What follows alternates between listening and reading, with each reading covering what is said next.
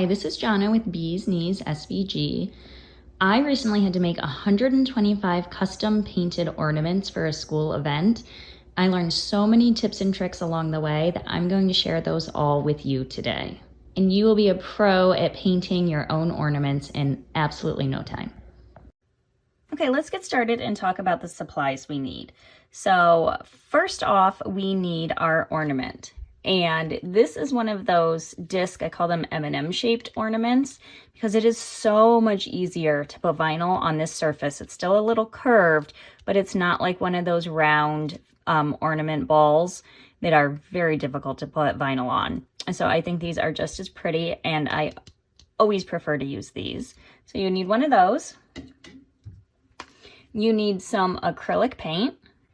And then you don't need this, but I love this. It's actually, it was a happy accident. I was actually carrying a couple things with me downstairs and they just slid together and it just so happened to fit in. So this is a Tech Wrap scraper, and this is a little thing that holds tumblers when you're putting vinyl on them.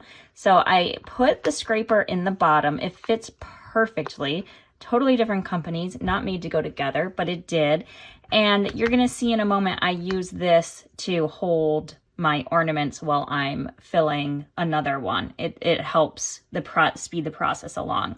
So I will link these two individual items below, and if you wanna put them together and make this little contraption like I accidentally did, I highly recommend it. So in terms of prep work, there is none except removing the top of the ornament and shaking your paint. So some people clean the bauble out with alcohol. I've never had to do that. It just works. So why put in another step when it's not needed? But you do want to make sure you use a decent type of paint. And when I say decent, I mean something you could get at a craft store. So like at a Michael's or whatever. And then make sure it's acrylic paint. And it is also very useful if it has a squeeze top like this. And you'll see why in just a second. Okay, so what we want to do is we want to take our ornament, hold it upright, take our paint, and line it up just like that. Let it sit upside down for just a second to kind of get all those air bubbles out. And then you want one big squeeze, and then another like 3/4 squeeze. So it's about, so this is about how much I put in at the bottom. And I would say that's a little over a tablespoon. And then what we do is we want to twist it so the paint is falling down and tilt it, angle it slightly down. So it's dripping down and toward the front.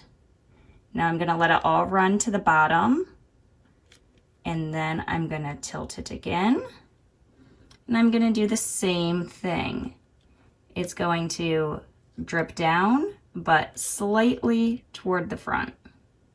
And your angle depends on how much paint you have and where it is, because you can see right here, there's a little line left there, but that's totally fine. That's gonna close up later. But if there was a big space, then you're tilting it too far. It's running too far ahead of the line. So let me show you from this angle.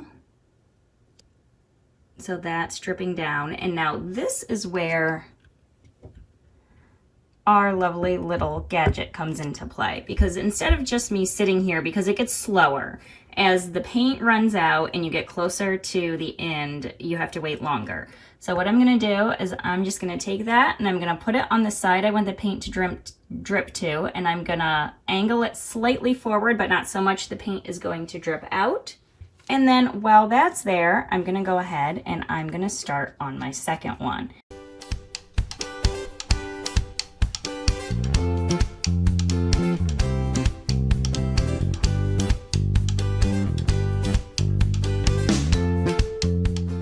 But now this is perfect. So you see where this guy is right here.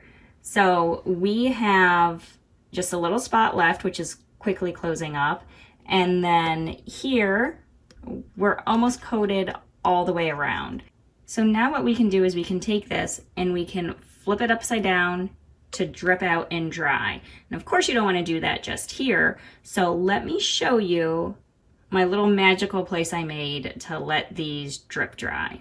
Okay, this is my magic place. No, not Target. Yes, that is my magic place too, but this is a Target box that I have punched all these holes in. You can tell I've been using it. And so what I do is I have about 20 holes in there. So like I said, I had to do 125 of these. So I punched a bunch of holes. And then what I do is I just take it and turn it and I put it in there. It's gonna drip out. So all the excess will drip out. It'll end up coating. You can see it's dripping out already. It'll end up coating the whole thing around. Don't worry, it will, even though it looks like it's all dripping out of that one side. It will all eventually drip down and coat everything. And then I just let that sit overnight. So here's my other guy, and you can see right there, I don't have paint there yet, but I just put him up there. He's gonna drip down overnight. He's gonna coat any spots that are still open. He's gonna coat the nozzle. The box is going to catch all of the paint. So all the mess will be contained in this box, but just be sure I put a garbage bag underneath it. I did learn the hard way once that these boxes can leak. So if it's not fully taped, your paint might leak out the corner a little bit. So make sure you put something underneath it to catch any paint that might come out. So we'll let these sit overnight and then we'll come back and take a look and see what we have. Okay, so these sat overnight, and now if you pull them out, you'll look and you'll see that they have tiny little paint drips coming off of them.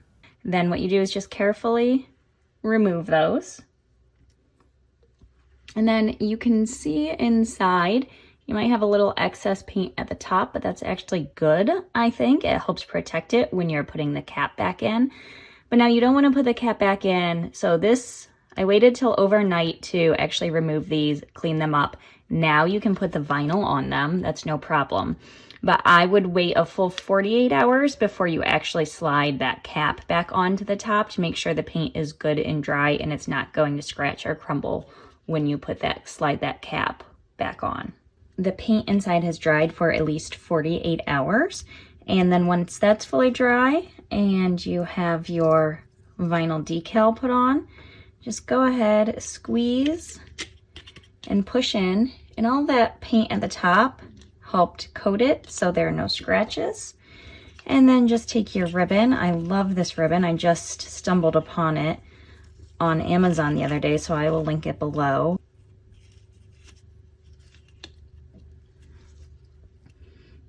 And you have your final ornament. I hope you found this useful and have learned that it's so quick and easy to do on your own. You can create all sorts of custom ornaments this Christmas. Please like and subscribe.